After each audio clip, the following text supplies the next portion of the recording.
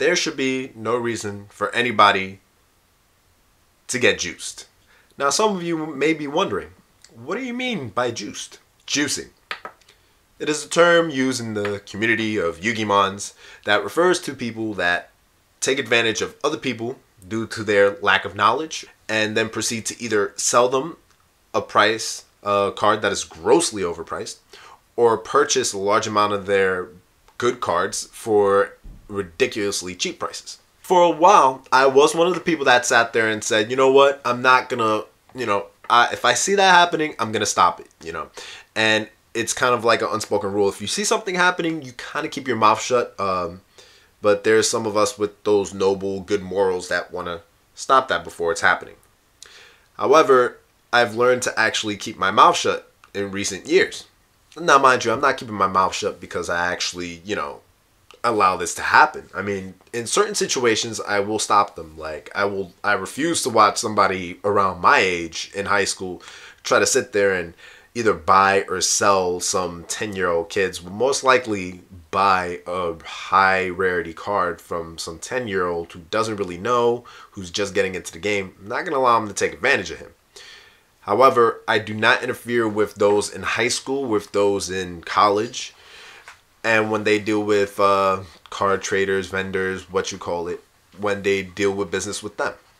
And I'm going to explain why. When I started playing the game, there was a lot. The game was very different. There was, we're talking Yugi, Kaiba structure deck, and then eventually Joey structure deck and Pegasus structure deck. The game was very different. It was Dragon Ball Z was really popular on Cartoon Network, and you kept seeing the same 10 episodes that kept getting repeated over and over because they just wouldn't want to advance the series, and watching Goku go Super Saiyan for the first time ever.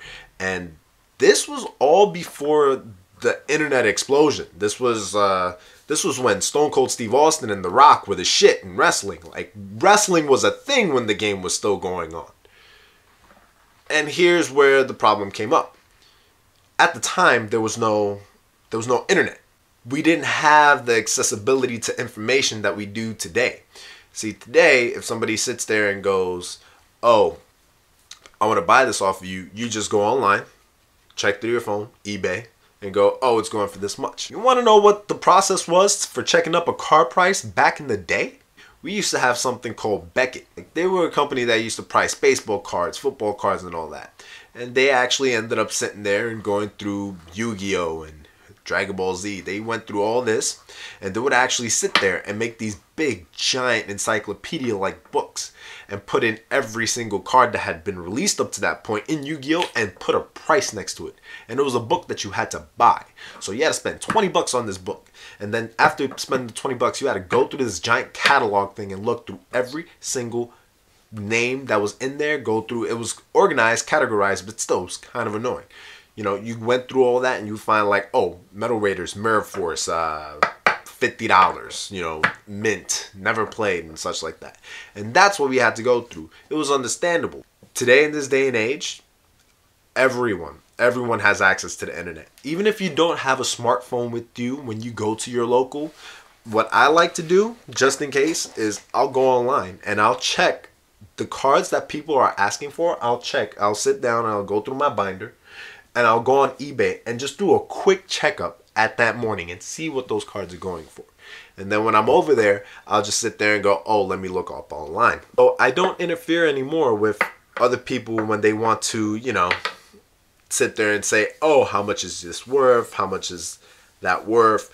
Oh, I'll sell it to you for this. I'll buy this off you for that. Unless you're like a child who really doesn't know anything, where like, yes, you go online, but you're not really focused on the money-making aspect or going even aspect of the card game, I will not interfere with your trade.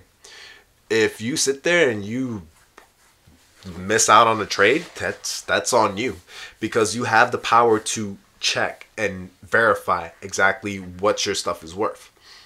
And shoot, I even still do it to this day too, where I'll sit down and I'll make a trade and then my friends will go, why'd you do that? That card is worth this much. And I go, oh shit, like I just checked it online, and that's the price that I got, And it also has to do with your local areas.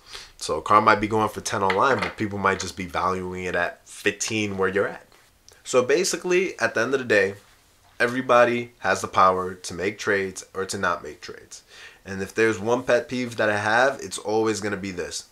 Somebody makes a trade or buys a card or sells a card. The person has sat there and said, hey, it's this much and whatnot.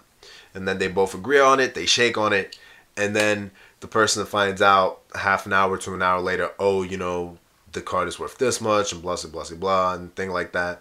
And then the guy goes up to the person and tries to use sympathy to try to get his things back. One thing I've always hated is that when they try to get their stuff back and that first person says, no, I don't want to do that. Like, it's done. We made a deal. You know, I need this already. Like, I understand, yes, it's kind of messed up that he made that and whatnot, but that person has no obligation to give you back anything. And then I hate it when people will try to shun that first person and say, oh, you're a juicer, you took advantage and stuff. Yes and no. Because he took advantage of the fact that he wasn't checking his sources and everything else like that. But that person didn't, that other person should have asked him 3-4 times, and then he wants to sit there and go, no, I want to do it anyway, and then try to feel bad afterwards. You can't go back on things like that. And the best thing that that person receives actually is a lesson in, well, you know what? Now you know to always check your sources, to at least ask a friend at the end of the day. Because I hate it when you end up shunning the other person because it's like, you're the bad guy. Like, no, I did what I had to do. And you actually have no obligation to give you back anything. Like, why am I going to give you it back? Especially when that person's been going really hard looking for something. All of a sudden, he's the bad guy. In conclusion, nobody should ever find themselves in a situation where they can't, you know, they miss out or they lose money or they pay too much money on a card, because we all have access to information. Times have gotten a lot better since stupid Beckett books, even though they had some pretty cool posters in there.